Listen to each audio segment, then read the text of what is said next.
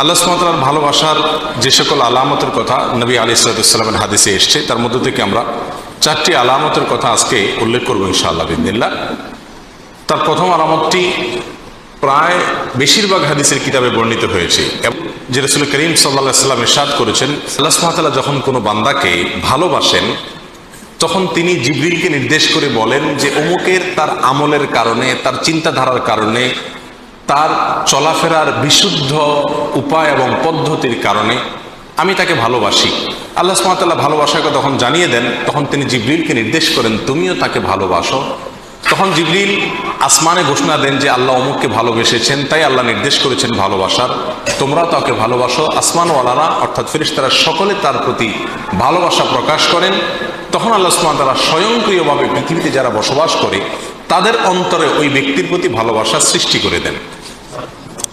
বর্ণাকারী বলেন, আর যদি কাউকে আল্লাহ সুবহানাহু ওয়া তাআলা ঘৃণা করেন, অপছন্দ করেন, একইভাবে অর্থাৎ জিবরিলকে ডেকে বলেন আল্লাহ সুবহানাহু ওয়া তাআলা আমি অমুককে তার কর্মের কারণে তাকে আমি অপছন্দ করি, তুমি অপছন্দ করো। আসমানওয়ালারা অপছন্দ করে, তারপরে জমিনওয়ালা বা পৃথিবীবাসীও তাকে অপছন্দ করতে থাকে।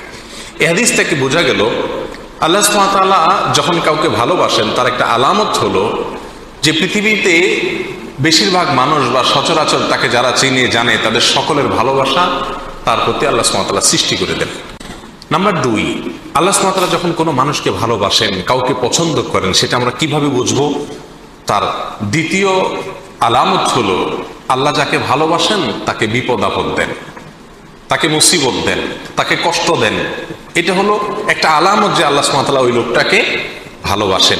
এ বিষয়ে সুনানে তিরমিজির এক হাদিসে আসছে, রাসূল আকরাম সাল্লাল্লাহু আলাইহি ওয়াসাল্লাম ইরশাদ করেছেন, ওয়া ইন্নাল্লাহা ইযা আহাব্বা কওমান ইবতালাহুম, আর যখন আল্লাহ সুবহানাহু ওয়া তাআলা কোনো মানুষকে, কোনো জাতিকে ভালোবাসেন তখন তাদের পরীক্ষা নেন, তাদেরকে মুসিবত দেন, কষ্ট দেন, রোগে শোকে অসুবিধায় ফেলে নানাভাবে আল্লাহ সুবহানাহু ওয়া তাআলা তাদেরকে পরীক্ষা করেন। এই যে বিপদ আপদে ফেলে দেওয়া, এটা কিন্তু আল্লাহ সুবহানাহু ওয়া তাআলার ভালোবাসার একটি আলামত। ফামান রাদিয়া ফালাহুর রিদা ওয়া মান সাখাতা ফালাহুস সাখত, আল্লাহর এই দেওয়া পরীক্ষায়, কষ্টে যে ব্যক্তি সন্তুষ্ট হয়ে যায়, আল্লাহর ফয়সালাকে মেনে নেয়, ফালাহুর রিদা, তার জন্য আল্লাহর সন্তুষ্টি অবধারিত হয়ে যায়। আর যে ব্যক্তি আল্লাহর এই ফয়সালায়, আল্লাহর এই কষ্ট দেওয়ায় সে অসন্তুষ্ট হয়ে যায়, আল্লাহর ফয়সালাকে মেনে নিতে পারে না, রিদা বিল কাদা, ইমানের গুরুত্বপূর্ণ একটা পয়েন্ট, এই বিষয়টি যে অর্জন করতে পারে না, বরং হাহুতাশ করে, অস্থির হয়ে যায়, গালমন্দ শুরু করে দেয়, আল্লাহর ফয়সালাকে সে অ্যাভয়েড করে, হ্যাঁ আল্লাহ লোক দেখে নেই, আমার উপরে সব বিপদ আসে, এই টাইপের কথাবার্তা বলে ফালাহুস সাখত, তখন ওই ব্যক্তির জন্য আল্লাহর পক্ষ থেকে অসন্তুষ্টি অবধারিত হয়ে যায়। আল্লাহ আমাদের মাফ করুন। আল্লাহ সুবহানাহু ওয়া তাআলা আমাদেরকে ভালোবাসেন, তার প্রমাণ হবে আল্লাহর পক্ষ থেকে আমাদের জীবনে ছোট বড় বিভিন্নভাবে পরীক্ষা নেওয়া। আমরা জানি কোরআনে কারিমে আল্লাহ তাআলা বিভিন্ন নবী রাসূলদের ঘটনা বলেছেন।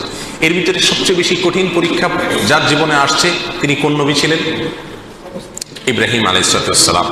ইব্রাহিম আলাইহিস সালাম সম্পর্কে আল্লাহ সুবহানাহু ওয়া তাআলা কোরআনে কারিমে একাধিক জায়গায় বলেছেন কি কি পরীক্ষা নিয়েছেন। ওয়া ইয ইবতালা ইব্রাহিম, যখন আল্লাহ সুবহানাহু ওয়া তাআলা ইব্রাহিমের পরীক্ষা নিয়েছেন, ইব্রাহিমের পরীক্ষা আল্লাহ তাআলা নিয়েছেন। কেন ইব্রাহিমের পরীক্ষা নিয়েছেন? আল্লাহ তো ফেরাউনের পরীক্ষা নেন নাই, আল্লাহ তো বলেন না আল্লাহ নমরুদের পরীক্ষা নিয়েছেন, আল্লাহ এটা বলেন নাই কোরআনে কোথাও যে আল্লাহ আবু জাহালের পরীক্ষা নিয়েছেন, আবু লাহাবের পরীক্ষা নিয়েছেন। তারা তো স্টুডেন্টই না, তারা তো আল্লাহর বান্দাই না, নেককার বান্দাই না, মুমিন বান্দাই না, যার কারণে তাদের পরীক্ষা নেওয়ার প্রশ্ন নাই। যার জীবনে বিপদ আছে, ইমানদার যদি হয়ে থাকে তাহলে বুঝতে হবে সে আল্লাহর কাছে কোনো না কোনো কারণে প্রিয় হয়েছেন, আল্লাহ তাকে পরীক্ষা করছেন, বিধায় অস্থির এবং ব্যাকুল হওয়া যাবে না। আল্লাহ তাআলা আমাদের তৌফিক দান করুন। তাহলে দ্বিতীয় আলামতটি আমরা পেলাম আল্লাহর ভালোবাসা। তৃতীয়, আল্লাহ যখন আমাদের কাউকে ভালোবাসেন তার আলামত কি? এটা বড় জটিল আলামত, বড় কঠিন আলামত। তার আলামত হলো আল্লাহ সুবহানাহু ওয়া তাআলা তাকে দুনিয়া থেকে দূরে সরায় রাখেন, দুনিয়ার সাথে মিশে হাবুডুবু খেয়ে একাকার হয়ে যাওয়া থেকে আল্লাহ তাআলা হেফাজত করেন। আমাদের অনেকে আমরা দুনিয়া চাই, পদ পদবি, অর্থ কড়ি, প্রভাব প্রতিপত্তি, কেনা চাই, আমরা সবাই চাই এগুলা, কিন্তু আল্লাহ সুবহানাহু ওয়া তাআলা কিছু মানুষকে ভালোবেসে এগুলো থেকে দূরে সরায় রাখেন। সে চাইলেও ব্যাটে বলে হয় না। আল্লাহ সুবহানাহু ওয়া তাআলা তাকে দুনিয়া থেকে পরিকল্পিতভাবে, বাই প্ল্যান, ইচ্ছাপূর্বক আল্লাহ সুবহানাহু ওয়া তাআলা সরায় রাখেন। কেন? তার জন্য ওই জায়গায় গেলে ক্ষতি হবে। সে দুনিয়ার সাথে যদি মিশে যায় তাহলে সে ধ্বংস হয়ে যাবে। আল্লাহ সুবহানাহু ওয়া তাআলা তাকে বাঁচিয়ে রাখেন। এই প্রসঙ্গে সহিহ ইবনে হিব্বান, মুস্তাদরাক হাকিম, সুনানে তিরমিজি, অনেকগুলো হাদিসের কিতাবে হাদিসটি বর্ণিত হয়েছে। রাসূল আকরাম সাল্লাল্লাহু আলাইহি ওয়াসাল্লাম বলেছেন, ইন্নাল্লাহা ইযা আহাব্বা আবদান হামাহু দুনিয়া কামা ইয়াহমি আহাদুকুম মারিদাহু আল মা লিয়াশফিয়া। তোমাদের কেউ, তোমাদের প্রিয়জনরা অসুস্থ হলে যেই রোগে পানি টাচ করলে অসুবিধা হবে তাকে যেরকম পানি থেকে তোমরা বাঁচিয়ে রাখো, আল্লাহ যখন কোনো মানুষকে ভালোবাসেন তার আল্লাহর ভালোবাসার মানুষটাকে আল্লাহ তাআলা দুনিয়া থেকে এরকম বাঁচিয়ে রাখেন। আল্লাহর ভালোবাসার আরেকটি আলামত হলো নেক কাজ করার সুযোগ পাওয়া। আল্লাহ যদি কাউকে নেক কাজ করার সুযোগ দেন, ভালো কাজ করার সুযোগ দেন, তৌফিক হয় ভালো কাজ করা, ভালো পথে চলা, এর মানে হলো আল্লাহ সুবহানাহু ওয়া তাআলা তাকে ভালোবাসেন। সবাইকে তার প্রিয় পাত্র হওয়ার তৌফিক দান করুন।